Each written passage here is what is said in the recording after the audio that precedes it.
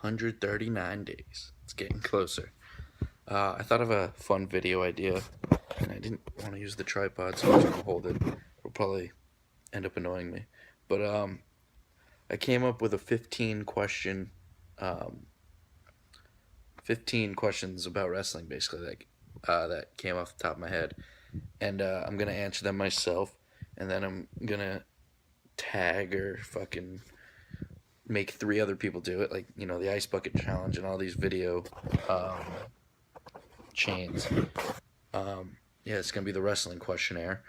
I'll say who I'm tagging at the end, but I just wrote down 15 questions. One of them's a multi-parter, but I think it'll be fun. And I hope to see everyone actually do the video, and then they tag more people, and then more people do the video. I think it'll be fun. First question I have is, what are your top 5 manias of all time? My top 5, not in any order, are 17, 18, 19, 21, and 31. 17, of course, is probably looked at as the best of all time. Great matches from the TLC. Rock, Austin, and my personal favorite, Raven versus Big Show versus Kane for the hardcore title. 18 was stacked until the main event with Jericho and Triple H kind of stunk up the place. They also went on after Rock Hogan, so that was pretty hard. But throughout the whole thing, that's a pretty stacked card. 19 was Lesnar Angle, and 19 was Lesnar Angle and a bunch of other great matches. Booker T Triple H is actually pretty good. 21 I think is very underrated. Besides the 2 main events of Batista winning and Cena winning, which were fine at the time, the matches just weren't great.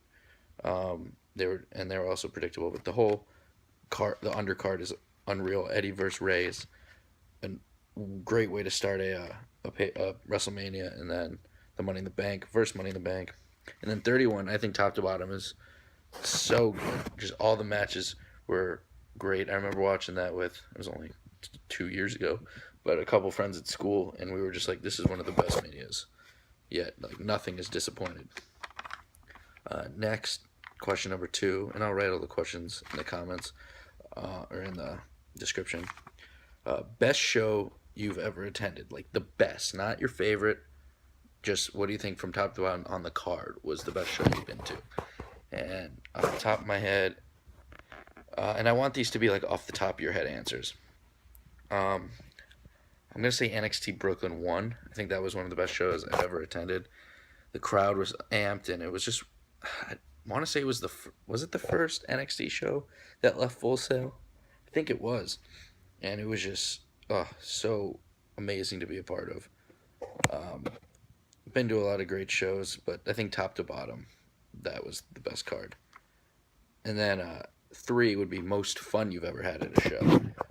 And I'm going to easily have to say Raw after WrestleMania 29. It was just an amazing atmosphere. Go back and watch that on the network if you don't really remember it. Sheamus, I think it was Sheamus and Orton had just this snooze fest of a match. And everyone was chanting for the popcorn guy, the cotton candy guy. They were chanting for JBL. They were chanting for Michael Cole, Jerry the King Lawler. They were chanting, "Thank you, Big Show," and the Big Show came out and ended the match by disqualification. Big Show would never get a thank you chant anywhere else. Question number 4, favorite moment you have witnessed live. Mine is at Royal Rumble this past year when AJ Styles debuted. We drove 17 hours. I ended up driving 20 hours because I had to drive 3 hours from school.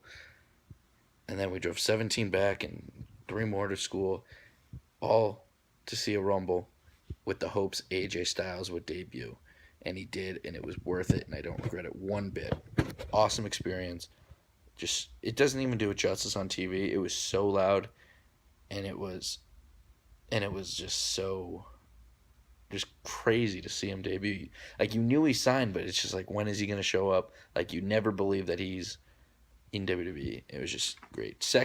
Close second would be Dolph Ziggler cashing in, because he was my favorite wrestler at the time, and was this big break, and really he ended up getting hurt, and you know how the story goes. But that was also one of the coolest things I've ever seen. 5 is favorite thing in your wrestling collection. And this is a tough one for me. I have a lot of good stuff. I have a lot of good cards. I have a lot of good autographs.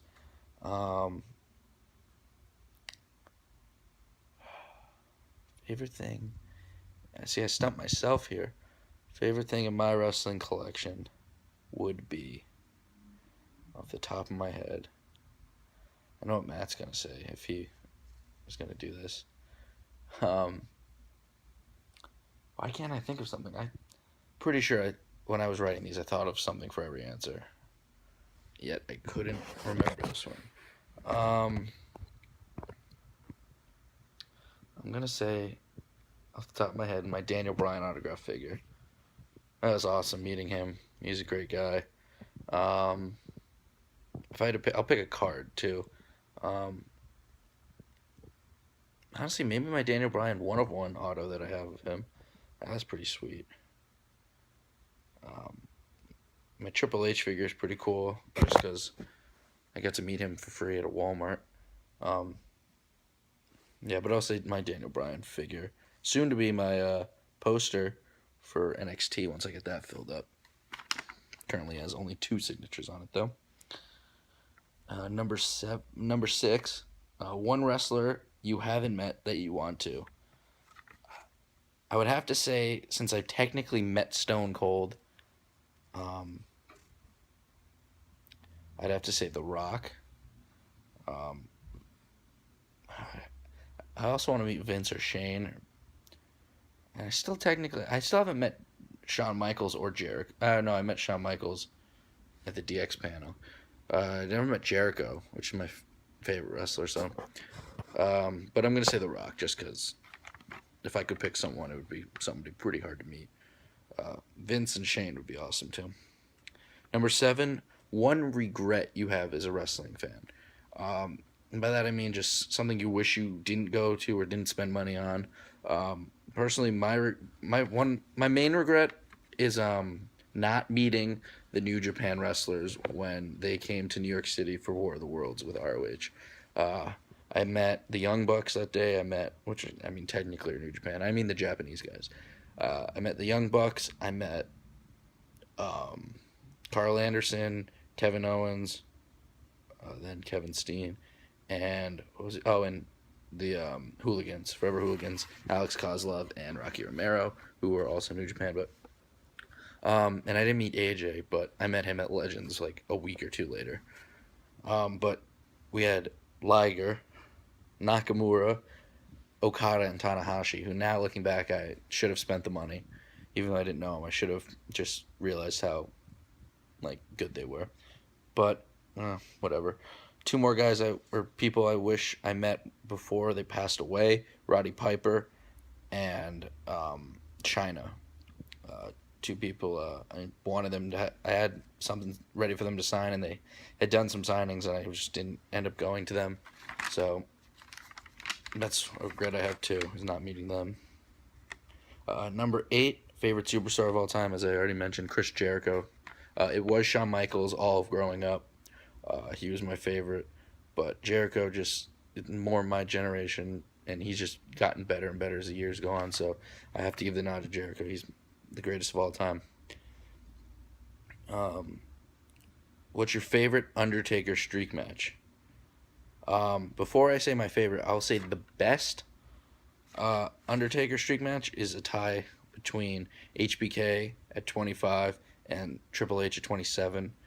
Probably with Shawn Michaels a little better, but my favorite is against Triple H at WrestleMania 18 obviously against the Undertaker. It's a street match, but it wasn't a street fight, but the referee gets knocked out for like an hour, and they go through the crowd and choke slams Triple H off a tall thing, I don't even know, and he brings him in the ring, and he goes to give him the last ride. Triple H nails him with the I'm sorry, it was, now I can't think of it. Is it 17 or 18?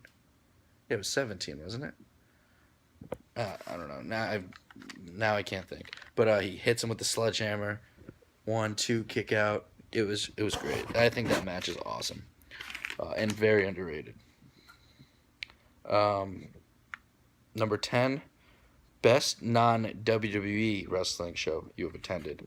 I haven't been to many main promotions, but Supercard of Honor, WrestleMania 29 weekend. What a way to get my first ROH experience. The 3 ROH shows I've been to, though, like, there's been maybe 2 bad matches, 2 or 3, like, bad matches. Like, everything is good to great to amazing.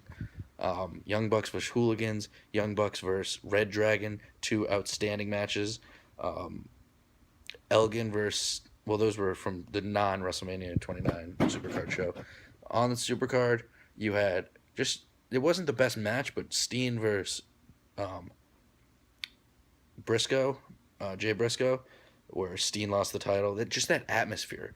Dual chance of Man Up and Steen. It was just so crazy to be a part of.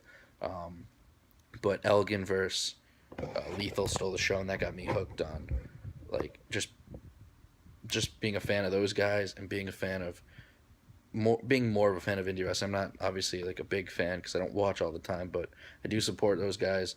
And that was before, like, Matt Taven was on that show. The next show I went to, Manhattan Mayhem with Bobby and Matt. That was Matt's first show. I met Taven because I wanted him to sign the DVD because he was on it. And he was champ at the time. Let me hold the belt. Was a cool dude. I became a huge fan of him that night. And then a year or 2 later, we go to NEW shows. He's the fucking man there. So I've always been a Taven fan. Getting off track, though, Supercard of Honor WrestleMania 29 weekend is my favorite indie show I've been to. Or non-WWE, so same thing. Number 11, this is a multiple parter.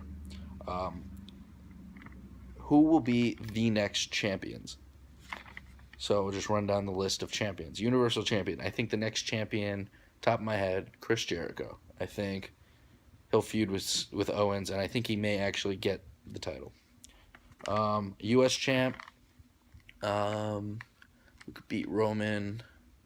Go Braun Strowman. I think they'll maybe give him a push. The Raw Women's title, Bayley. I know they want to have her feud with Charlotte.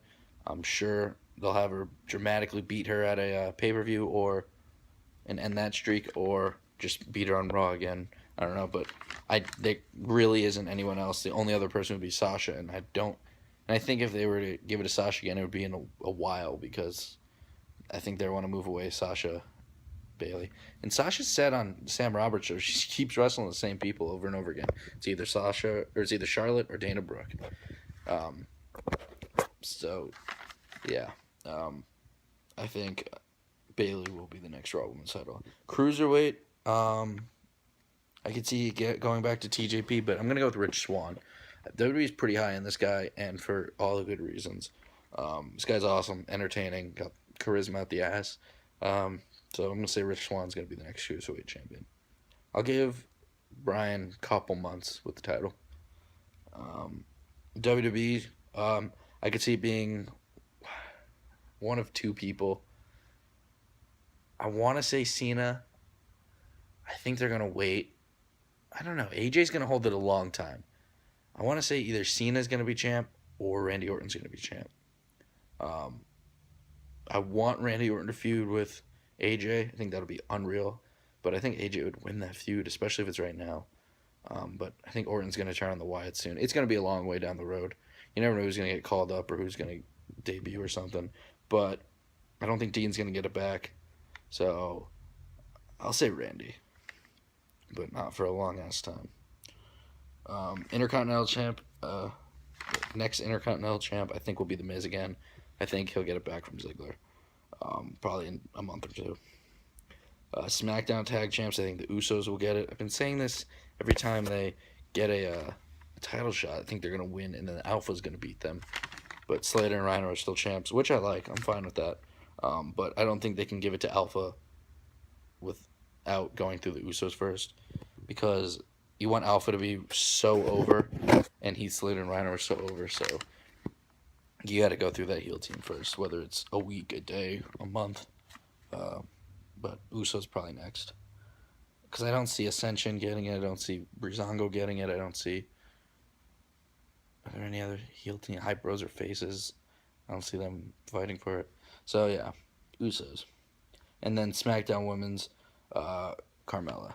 I think Carmella's going to get it. She's doing the best. I don't think they're going to give it to Bliss. Honestly, Bliss deserves it. She's doing a hell of a job. I would want Becky to hold it for at least 4, 5, 6 months. She deserves it. Hopefully she goes through Natty next, or she goes through Naomi, or she goes through Nikki. That would be a cool feud, like out of respect feud. No one's got to be healed there. Hopefully she goes through a couple of those people, and then Carmella gets the title. It'd be cool if she goes through like Naomi for a pay-per-view, whatever. She goes through Nikki, and then Carmella's like, what the fuck? I beat Nikki every week. Blah, blah, blah. I deserve a title shot. Boom, Carmella wins the title. That'd be cool. All right, number 12. As this video is getting notifications. Oh, only 16 minutes. That's not bad. Number 12. What moment almost or did have you in tears as a wrestling fan? The first one. I mean, the obvious answer, Bayley winning. Even though I was rooting for Sasha Banks, I do say this, I believe, after SummerSlam, that I was rooting for Sasha, and that moment was so great that it still had me in tears. Not like I thought Sasha was really going to win, but like just because I do love Bayley, just Sasha's the number one. But after that match, it was just so well put together, and just thinking about it, just reliving it, hearing the 1, 2, 3, just has you tear up. But I thought of another one. What was it? Oh, when I woke up the Tuesday after WrestleMania 30 and read that Ultimate Warrior died. That just hit me. It's not like, I'm not going to sit here and say I watched all of his matches. I was a huge Warrior fan growing up, because I wasn't. I was born in 94. Obviously, going back, he was awesome, but I didn't get to live through it. It was just so surreal that he finally came back. You hear about all the problems. You hear how great of a guy he is at all these signings and stuff. And he finally comes back. He gets inducted. He gives a speech, and he's gone. Also, the Connor's video has me cry every time. But Warrior passing was just crazy. I just remember sitting there in bed, like, when I woke up, just thinking, this is not real. He was just there. We just saw him. But unfortunately, it was real. So rest in peace, Warrior. Yeah. Number 13. What is your favorite show on the network, not including wrestling shows? Right now, it's actually Talking Smack. I love most of the shit on the network. I'm a sucker for all that stuff, but Talking Smack is better than Raw. It's so entertaining. I wish it was an hour long. Daniel Bryan and Renee Young are great. When Shane gets on, it's great. When Baron Corbin's had his best promos on there. Hype Bros have done some actual entertaining stuff on there. Calling Daniel Bryan Dirty Dan, that was pretty funny. I'm not sure if that's a SpongeBob direct quote or it's just a coincidence, but either way. Who else has been great on there? Everyone's fucking good on that show. Styles has done good. Cena's done good. Ambrose has done good. But Ride Along, Table for Three. Honestly, I don't like him that much, but Legends with JBL is awesome. He's a much better interviewer than he is commentator. But most shows are on there that are pretty good. 14, who on the indies would you want to see get signed? I don't think I want anyone to get signed more than the Young Bucks. But the thing is with the Young Bucks, they're too good at the indie style. Like, the thing is when guys get signed, I feel like people forget this or don't realize it. When indie guys get signed, they can't do what they've been doing on the indies. You wrestle 2 matches a weekend on the indies, and you put your body on the line. You do all this crazy shit. Week after week, I guess you're doing 1 or 2 shows in front of different crowds. So you're not seeing them all the time. And when you do see them, you're seeing some amazing stuff. But when you put them on every week, 2-3 times a week, they can't possibly do all that and still be in it. Like, you gotta, like, that's why wrestlers get into a routine and people get tired of it. It's overexposure. But, like, John Cena's 5 moves. If you saw that a quarter of the time you did, like, if he was on the indies, it wouldn't be as bad. But Young Bucks are so good that I know they would still be good and have good characters in the WWE. And they deserve it. And I know they've gotten offers and stuff, and I know it's not because they're getting overlooked. Kenny Omega's another guy I know he'll get signed. Cody said he had information from a friend of Kenny Omega's who was in the WWE that he was going to get signed before he left. That's why he didn't put him on his list. I'm guessing that friend was... Cause it wouldn't have been... I don't think it would have been Styles or the Club. Can't remember when Cody left and if they were there. My immediate thought was that it was Xavier Woods, because he's friends with Kenny Omega. But either way. And then Adam Cole, Taven. Taven, I think, he's been close apparently. That's what One Man Throw Ride Jimmy Preston said when me and Matt talked to him when he had his tryout. Too bad he didn't get signed. He would have taken off. He quit for a while and then came back. But yeah, Young Bucks, Cole, Omega, Taven, top 4. Last question. Who is your least favorite wrestler currently? Mine is simple. I've said it before. I'll say it again. Dana Brooke. Respect the effort. Respect the hustle. Respect the passion. It's just not for you, maybe. She's just not good. That's all it is. She's just not good. Not her fault. She got called up too early. She didn't do much in NXT. Emma really carried that tag team. Emma's fucking amazing. Can't wait for her to come back. I don't care if she's Emelina or Evil Emma. Even though Evil Emma seems to be a lot better. We don't know what Emily's going to do.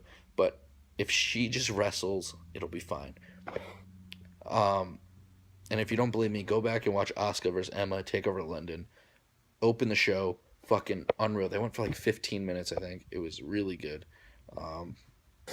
But yeah, Dana Brooke can't even do something simple as stand on the outside when the referee counts to 2, take Charlotte's leg and put it on the rope. She fucks that up. She fucks up spots where she's supposed to interfere. Her timing's off. I don't know if it's true, but Matt told me that Ramey told him that he read online, which you know it's a fact, Dana Brooke is sleeping with a writer or producer or something. That's why she's getting TV time. I don't know if that's true. She's still banging Dolph Ziggler, I think, so hopefully she doesn't cheat on him. But yeah, that's 15 questions that I came up with and answered. Now I want you to answer them.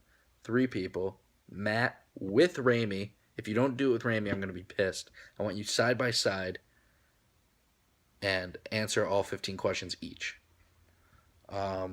Griff, I want you to do this. And Miguel. I want Miguel to do it. I haven't seen a video from Miguel in a while. Hopefully he didn't stop. I don't even know if he's on Twitter anymore. I feel like he goes on and off Twitter all the time. But I would have picked Bobby, probably, but he doesn't watch wrestling anymore, unfortunately. I got a comment in one of my last videos, "Where's Bobby?" Trust me, I wish he was still watching wrestling. I talked to him, though. Talked to him today, actually. I watched some of his videos and Snapchatted him, and we got to talking.